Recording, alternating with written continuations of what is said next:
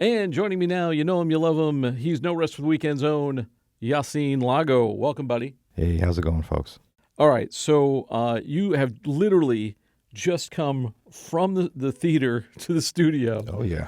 I just came back from Final Destination Bloodlines, which I believe is the sixth in the series. And frankly, I am recommending it, just to get that right off the bat. It starts off pretty much the same way. I think a lot of the previous films did, which is gives you a setup of a group of people who escape death, and over the course of the film are picked off pretty much one by death, a figure that we never actually see. Death has a body count right up there with Michael Myers and Freddy Krueger. We never get to actually see death, which is okay because the kill scenes, as usual, per Final Destination, are, shall we say, extravagant, magnificent in its twistedness. And in this one, they do a great. The first 10, 15 minutes is a terrific setup. Goes back to the '60s, and we go to this this towering needle, sort of like in Seattle, this building, this structure that they've constructed, and it's the first day, and everyone's coming to see this glass and metal structure, and you have, of course, it's Final Destination, so you know fully well where this is going. It is fantastic. The first 10 minutes sets you up like perfect for this movie, and it does exactly what it sets out to do. There's references to past movies for all of the original fans, and of course the return of the great Tony Todd, which is his last film, and he is, for the fans, of course, reoccurring as Bloodworth. I don't think I'm giving that away So too much. is Tony Todd, just to clarify for us non-Final Destination fans, is he in all of the movies? He is in almost all of the movies. I think there's maybe like two that he's not, and he's always playing this character, Bloodworth, which I think at some point was a theory with many fans that maybe he was the one that was death. Without spoiling too much, I won't get into it. Only This that, should be only the that non-spoiler he's there. review. Yeah, only that he's there. There is an origin story for a reoccurring character, and references. They're not references galore, but when they come, the fans will know them, and it ends on a huge reference. Is this a sequel? Is it a reboot? Is it a legacy sequel? It's definitely a legacy sequel. What was the last Final Destination movie? Oh boy, I want to say, oh man, Like, when did these movies it's even been a few start? years ago. This one is actually the 25th anniversary. Oh my God! Yeah, the first one, I believe, I may be wrong about this, but the first one came out in 2000. Wow. Yeah, all these years later, a franchise can be worn out, but in some cases, if done properly, a franchise can really tell a longer story. And in this case, in Final Destination, I do believe that even though it is we're not necessarily referencing past characters, because frankly, there aren't too many past they're all characters dead, who right? survived. There are references to the few characters that, the one or two characters that did survive over the years, as a way to dodge death. You know, it's really interesting now because I feel like it's become like a new form of screenwriting to be like a resurrectionist and come in and see some tired old franchise and breathe life. It's like you can literally see the chest compressions and the and the breath. And coming into this one, that's kind of what I was thinking. Like, boy, we've kind of wrung this one out to dry, and then, like I said, the first 10, 15 minutes just push that right aside. One of the actresses that sort of sets up the story is Breck Basinger, who some folks may know from Stargirl and The Man in the White Van recently, a couple of years ago. I'll say like 2 years ago. And she sort of sets up the sort of longer story.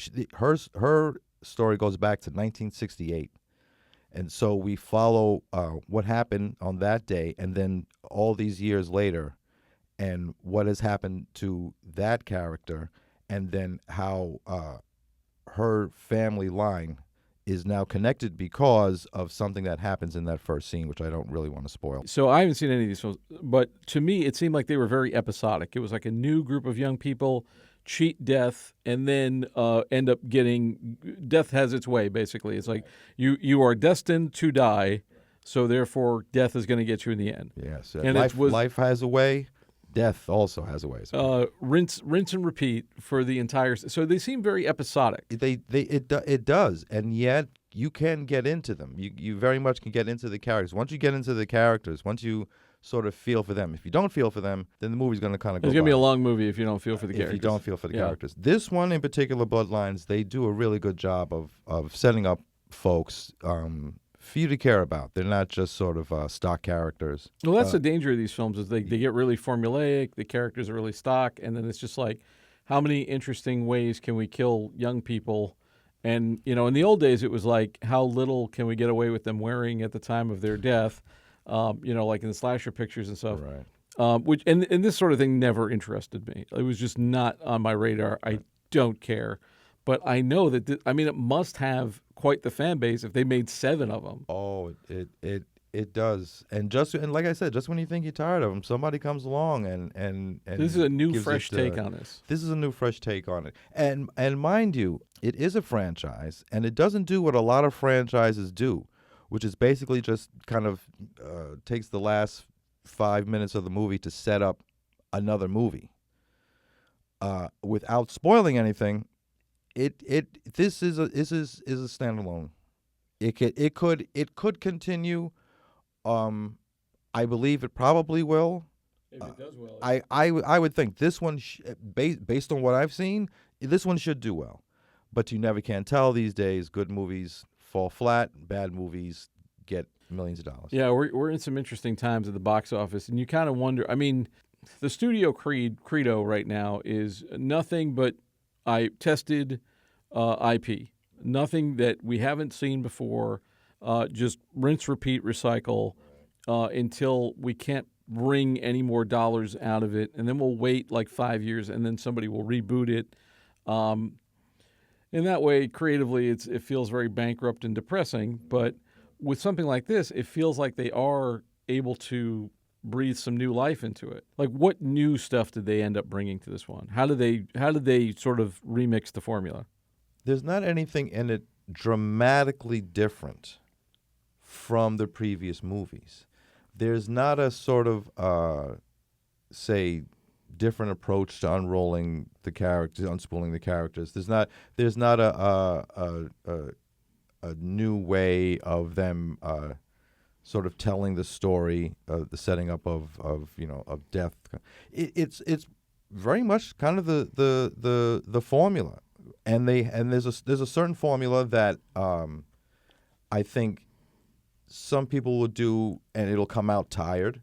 And for this particular movie, it just seemed as if they approached it like we've never done this movie before. It wasn't. So they're not reinventing the wheel. They're not reinventing the wheel. In some cases, they're giving you some of the stuff that they've done before, but then we're gonna twist it, or even set you up with here comes the big death, and then flip it, and like then subvert your expectation kind of thing. Yeah, and then the guy, that guy doesn't die, and then you're waiting for that person to die, and then meanwhile the person behind that, all these other people, wham, they get it. Is it any different than any of the other movies? I can't say that it is. Even down to the great big. At some point in the movie, there's a great big set piece. Like the famous one, I believe, in the series is the highway. Right, where I have seen that. The logs fall off, and I think that was even like a promotional gimmick that they had this year. That was in the trailers. So you know that those type of big setups are also part of the movie, part of the series. Each one has its own, and this one sets it off right in the beginning, as opposed to maybe some of the other Like the movies. chase scene in a Bond picture or something like that. Yeah, Like get yeah, it kicked off. yeah, but like big set pieces, not just something explodes, but like not the entire ship or the entire building like falls apart while somebody's in it. And Mm. that's basically how this one sets up. So for this one, you said you liked it. Very yes, I Um, would it- I would recommend it. you I think think it's we'll like it. just for Final Destination fans, or do you think No, that no, new no. I think fans? I think the I think you could go into this with the basic idea, and or not. Frankly, frankly you could go into this cold Okay. and enjoy it. You don't have to know about the previous movies, but hopefully something about Tony Todd will get you to just go back and look at the first couple, and just for movie fans, the second movie, I believe, all of the characters are named after horror movie directors. Oh, okay. So like Wes Craven, Yeah, yeah, John Carpenter, people yeah, like that. yes, Okay. yes, yeah, yeah, absolutely. Interesting. All Yeah. right. For Final Destination fans, that could be interesting. This is the BTRP Media Network.